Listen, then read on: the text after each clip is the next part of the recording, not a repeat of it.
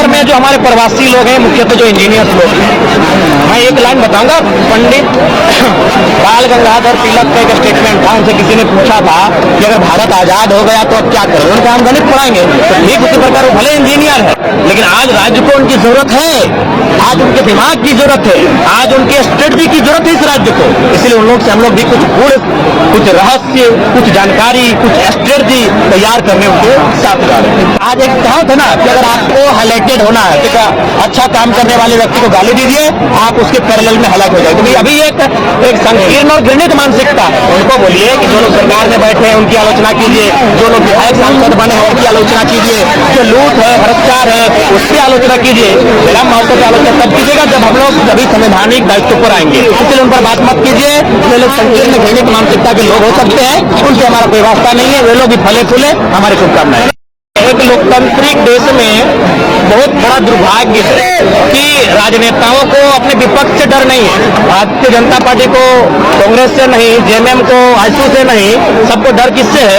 जयराम महतो से। हमारे चुनाव जीतने या हारने से उन्हें डर नहीं है, उन्हें उस विचारधारा से डर है जो 23 सालों में उन्होंने एक व्यवस्था बना के रखी थी, उसे उस विचारधारा ने चुनौती दिया है। राजगंज में भी 3 बजे रात तक लोगों ने बिल्डिंग की, हमारी सभा में लोग आने से रोकने के लिए। अभी बाबूलाल मरांडी जी सभा कर रहे हैं, क्या आपने एक भी समाचार सुना है उनकी सभाओं में किसी ने व्यवधान उत्पन्न किया है?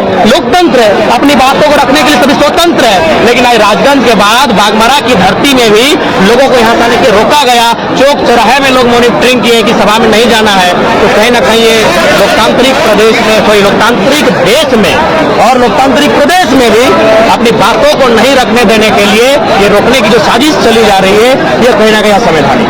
बेंगलोर में किस तरह का सभा होता है? बेंगलोर में जो हमारे प्रवासी लोग हैं, मुख्यतः जो इंजीनियर्स लोग हैं, मैं एक लाइन बताऊंगा। पंडित बाल गंगाधर तिलक का एक स्टेटमेंट था, उनसे किसी ने पूछा था कि अगर भारत आजाद हो गया तो अब क्या करें। उनका हम गणित पढ़ाएंगे, तो ठीक उसी प्रकार वो भले इंजीनियर है, लेकिन आज राज्य को उनकी जरूरत है, आज उनके दिमाग की जरूरत है, आज उनके स्ट्रेटजी की जरूरत है इस राज्य को। इसलिए उन लोग से हम लोग भी कुछ गुण, कुछ रहस्य, कुछ जानकारी, कुछ स्ट्रेटजी तैयार करने उनके साथ जा रहे हैं। सुनने में आता है कि बांग्लादेश के लिए भी आपको आमंत्रण किया जा रहा है, क्या सही है? हाँ, ये भी सही है, लेकिन क्योंकि वो अन्य देश का मामला है, वहाँ संस्कृति का विषय है कि बांग्लादेश संस्कृति के आधार पर ही अलग हुआ था, भले इसलिए वहाँ से भी आया था, लेकिन वहाँ के लिए हम लोग फिलहाल अपने राज्य में और हमारे जो राज्य के प्रवासी जहाँ है वहाँ भी हम लोग सभा अगर रामगढ़ का जो पूर्व विधायक प्रत्याशी है, आपका मैं सवाल का उत्तर देना चाहूंगा कि आज एक कहा था ना कि अगर आपको हाईलाइटेड होना है, ठीक है, अच्छा काम करने वाले व्यक्ति को गाली दीजिए, आप उसके पैरेलल में हाईलाइट हो जाए। क्योंकि अभी एक संकीर्ण और घृणित मानसिकता है, उनको बोलिए कि जो लोग सरकार में बैठे हैं उनकी आलोचना कीजिए, जो लोग विधायक सांसद बने हैं उनकी आलोचना कीजिए, जो लूट है, भ्रष्टाचार है, उसकी आलोचना कीजिए। मेरा महत्व की आलोचना तब कीजिएगा जब हम लोग सभी संवैधानिक दायित्व पर आएंगे, इसलिए उन पर बात मत कीजिए।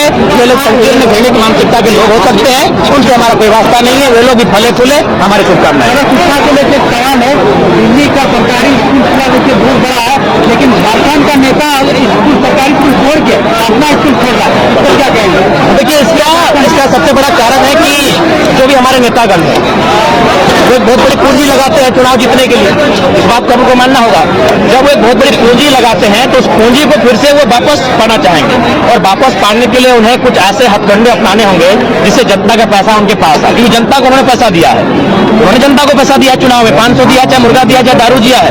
अब उस पैसे को वापस लाने के लिए वे लोग क्या करते हैं, प्राइवेट सेक्टर को मजबूती करते हैं, ताकि जनता का पैसा प्राइवेट सेक्टर में जाएगा। गवर्नमेंट सेक्टर में जनता का पैसा नहीं जाता है, तो प्राइवेट सेक्टर में जब वो पैसा आएगा, और आप सही बात है, जितना भी प्राइवेट सेक्टर है, शिक्षण संस्थान है, चाहे वो बीएड कॉलेज जो भी है, उनमें कहीं ना कहीं जो स्थानीय जनप्रतिनिधि होते हैं, चाहे वो कोई रहे, किसी भी क्षेत्र का रहे, उनकी हिस्सेदारी होती है या फिर मालिक होते हैं।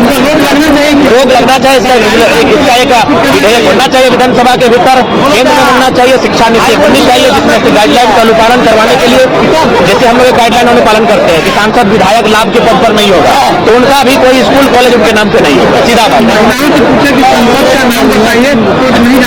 सही बात है। वे लोग आते ही नहीं है, वे लोग ना यहाँ आते हैं ना दिल्ली में सवाल करते हैं, वो 5 साल अपना पार करते हैं। और बोलिए बाकी सबको जोहार।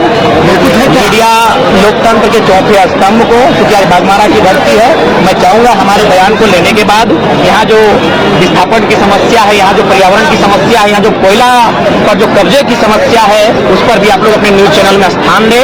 आपका बहुत बहुत धन्यवाद, आपका जोहार। और अगर हम लोग से कोई त्रुटि हो, क्योंकि आप लोग मीडिया जगत से लोग आते हैं, उस त्रुटि को हम लोग को सजेस्ट कीजिएगा, हम लोग स्वीकार करेंगे।